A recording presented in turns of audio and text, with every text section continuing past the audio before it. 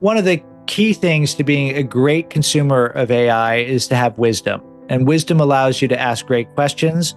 Wisdom allows you to separate when you get results what is actual insight versus what is politely a hallucination and politely bullshit. Wisdom helps you then put something into context and connect it to other things. Wisdom comes from accumulated experience. Wisdom comes from struggling. Wisdom comes from learning. I show this to my students. I think it's kind of a fun little example. There's an interview with Jerry Seinfeld in the Harvard Business Review about a decade ago talking about his show. And he famously micromanaged every single detail. And the interviewer asked him, would it have been better if you hired someone like McKinsey to make it more efficient? And Seinfeld said, who's McKinsey? And the interviewer said, they're a consulting company. And Seinfeld said, are they funny? And the interviewer said, no, they're not funny. And Seinfeld said, then there would be no use for them because the right way is the hard way. The goal is not to make it more efficient. We have to go through all of that to get to great output.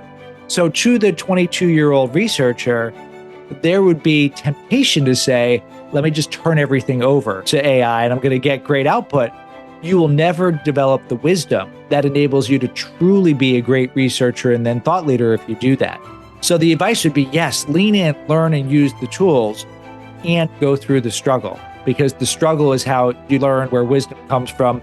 It's what allows you to really come up with breakthrough insights. The analogy I tell my students is, you want to develop your muscles, you go to the gym, you lift weights. You can bring a forklift there, lift any amount of weight that you want, but that's not the point. Your arms don't get stronger if you do that.